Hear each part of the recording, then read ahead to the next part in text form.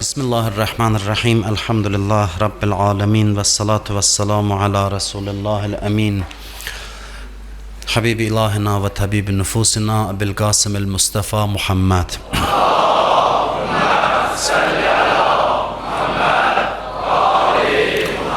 Ve ala ehli beytihi teyyibinet tahirinel masumin. Usikum ve nefsi bi təqvallah. Sizə və özümə ilahi təqvaya riayət eləməyi tövsiyə edirəm. İmam Rıza Aleyhisselamdan bir hədis İmam Hüseyin əzası barədə oxumaq istəyirəm. Tərcümə eləyib İmam Hüseynin bir müsibətinə işarə eləmək istəyirəm. İmam Rıza Aleyhisselam buyurur mən təzəkkərə musabena və bəka limertukibə minna.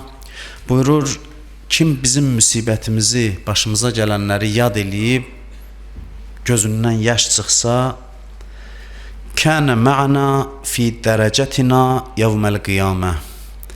Qiyamət günü bizimlə eyni dərəcədədir. Biz əhl-i beytin dərəcəsi nə qədərdirsə, qiyamət günü bizimlə eyni dərəcədədir. Və mən zəkərə bi musabena fəbəka və əbka ləm təbki aynuhu yevmət təbkil uyun. Buyurur, kim bizim müsibətimizi xatırlayarsa, özü ağlayar və yaxud başqaları ağlayarsa, ağladarsa kimisə, bütün gözlər ağlayan gün, yəni qiyamət günü, o gün ki bütün gözlər ağlayacaq, onun gözü ağlamaz. Qiyamət günü kullu eynin bakiyyətun yevməl qiyamə. Hədisdə var, bütün gözlər qiyamətdə ağlayacaq bir neçə gözdən başqa. Bir də o gözlərdir ki, ömründə neçə dəfə olursa olsun, bu gözdən İmam Hüseynə görə yaş çıxıbsa, o qəlblər ki, İmam Hüseynə kədərlənib, o qəlblər cəhənnəm odunda yanmaz. Yəni nə? Yəni budur ki, bu insanlar axırda islah olarlar. Əgər səmimi İmam Hüseyin əzasına gediblərsə, Allah qoymaz günah onları məhv eləsin, yəni günahdan təmizlənərlər. Və buyurur, və mən cələsə məclisən yuhya fihi əmruna ləm yamut qəlbuhu yevmə təmutul qulub. İmam Rıza buyurur ki, kim bir məclisdə otursa, orada bizim müsibətlərimiz danışıla, ya bizim vilayətimizin haqqı danışıla bir məclisdə otursa, qəlblər ölən gün o insanın qəlbi ölməyəcək. O diri qəlblə məhşərə gələcək. Onun qəlbi diri olacaq. Mən sözümü çox uzatmaq istəmirəm. Səfərin axır günləridir. İmam Hüseynin 40-ı 40-ı yaxınlaşır. Və ənənədir ki, bu məclislərdə o müsibətlərə toxunula ki, məclisimiz həm də əza məclisi ola. Məclisin cümə məclisi olmasının xüsusi savabı var. Cümə namazı onsuz da böyük savabdır, çox fəzilətlidir. Eyni zamanda iki savabı əldə eləmək üçün həm də bu məclislər Əhl-i Beytin İmam Hüseynin müsibət məclisi olanda həm cümənin savabı yazılır, həm də İmam Hüseyin əzasının savabı hər dəfə biz məclisə gələndə bizim nami əməlimizə qeyd olunur. Hərçənd ki, biz heç vaxt İmam Hüseyin əzasına savab niyyəti ilə gəlməmişik. Biz İmam Hüseyin əzasına elə İmam Hüseyini sevdiyimizə görə gəlmişik. Başqa şey deyə bilmərəm ki, biz Allahı sevdiyimizə görə ibadət edirik. Mən bu iddiada ola bilmərəm. Amma bunu deyə bilərəm ki, İmam Hüseyin məclisinə gedəndə heç vaxt savab düşünməmişik. Bu müsibətlər yad eləmək bizim qəlbimizi sakitləşdirib. Biz İmam Hüseyinə sevgidən bu məclislərdə iştirak eləmişik. İmam Hüseynin ən ağır müsibətlərindən biri neçə yerdə İmam Hüseyin Aleyhisselam Allaha pənah apardı. Biri də oğlunun, körpə oğlunun, Əli-Əsğərin şəhadət səhnəsi idi ki, İmam Hüseyinə çox ağır gəldi və Əhl-i Beyt üçün çox ağır idi o mənzərə. Bu o zaman oldu ki, İmam Hüseyin meydanda tək qalmışdı. İmam Hüseyin Aleyhisselamın bütün yaxınlarını şəhadətə çatdırmışdılar. Bütün əziz adamlarını öldürmüşdülər. İmam Hüseyin meydanda tək qalanda fəryad elədi. Fəryadı belə oldu, dedi, həl min nasirin yansuruni. Dedi, bir nəfər yoxdurmu mənə köməklik eləsin? Bir nəfər yoxdurmu Peyğəmbər balasına yardım eləsin? İmam Hüseynin qəriblik məqamı idi. O zaman idi ki, dostlarının, yaxınlarının cənazəsi gözünün qabağındaydı. Dedi, həl min nasirin yansuruni. Hamı eşitdi bu sözü. Bir nəfər yoxdurmu mənə kömək eləsin? Heç kəsdən cavab gəlmədi. Bu məqamda xanımların ağlamaq səsi ucaldı. Xeymələrdən qadınların ağlamaq səsi gəldi. Və İmam Hüseyn gördü, cavab verən yoxdur, o cənazələrə üzün tutdu. O cansız bədənlərə üzün tutdu, dedi, ay Zuheyr, ay Həbib, ay Müslim, ay Abbas, hardasınız, qalxın ayağa, Hüseyn köməksiz qalıb. Qalxın, Peyğəmbərin hərəmlərini qoruyun, mən heç, indi bu düşmən qadınlara hücum eləyəcək.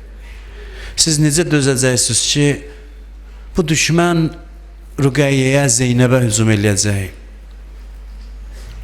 Ondan sonra imam qayıtdı çadırlara, xeymələrə. Xanım Zeynəbə dedi ki, 6 aylıq uşağımı gətir, ondan vidalaşım. Zeynəb gətirdi, verdi İmam Hüseyn ağaya. Deyir, ağa öpdü, uşaq susuzluqdan çabalayırdı İmam Hüseynin qucağında. Dillər əbasına bükdü. Düşmən baxır, imam gəlir, əbasının içində nəsə gətirir. Birdən əbanı açdı, uşağı götürdü qucağına. Gördülər 6 aylıq südəmər uşaqdır. Onlara müraciət elədi, dedi, görmürsünüz susuzluqdan necə çabalayır, əl-ayaq atır. Ömər Səd baxdı hərməliyə.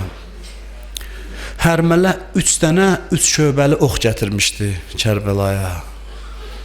3 dənə 3 şöbəli ox idi. Birini Həzrəti Əbəlfəzə atdı, dillər onu atdan yerə salan ox idi Həzrəti Əbəlfəzi. Birini axırda İmam Hüseynin qəlbinə sancıldı, İmam Hüseynə atdı. İndi təsəvvür eləyin bir ox ki, Həzrəti Əbəlfəzi atdan yerə sala, görün 6 aylıq uşağa neyniyər, nə vəziyyətə salar.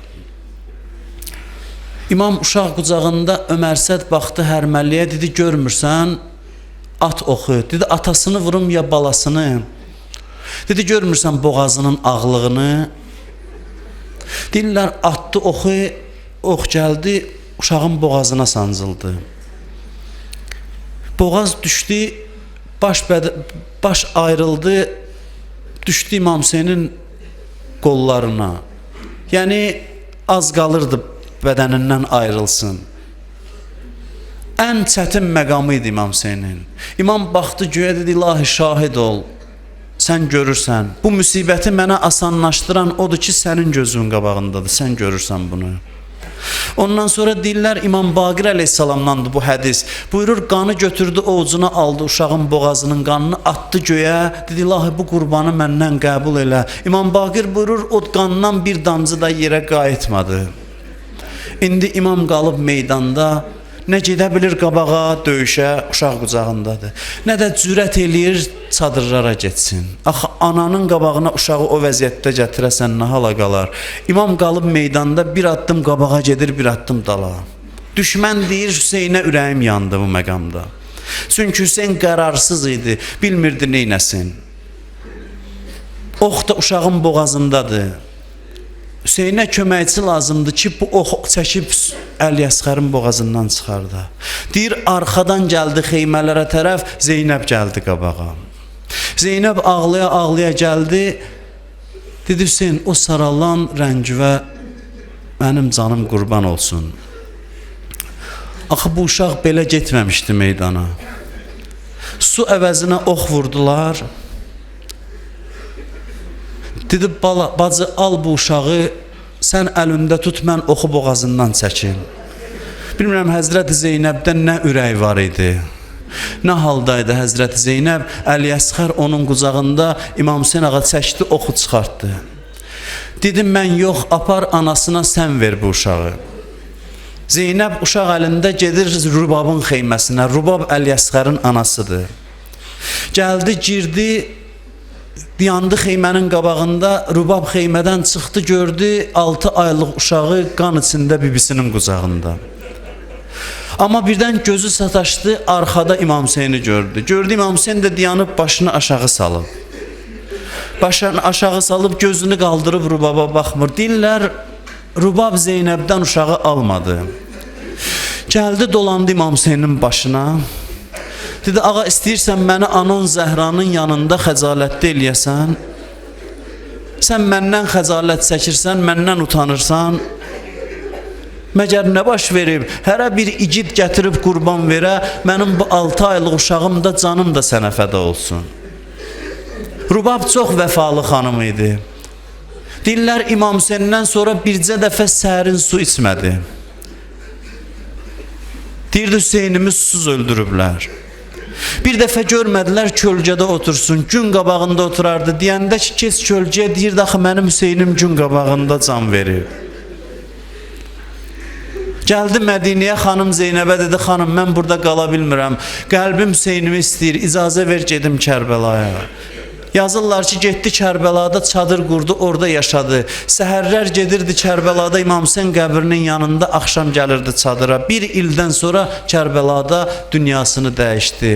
Əla lənətullah aləl qavmiz zalimin, la havlə və la quvvətə illa billah. العلي العظيم اللهم إنا نسألك وندعوك باسمك العظيم الأعظم الأعز الأجل الأكرم وبالحسين يا الله يا الله يا الله يا الله يا الله يا الله يا الله يا الله يا الله يا الله İlahi əllərimizi naumid qaytarma. Amin deyən dilləri lal öldürmə.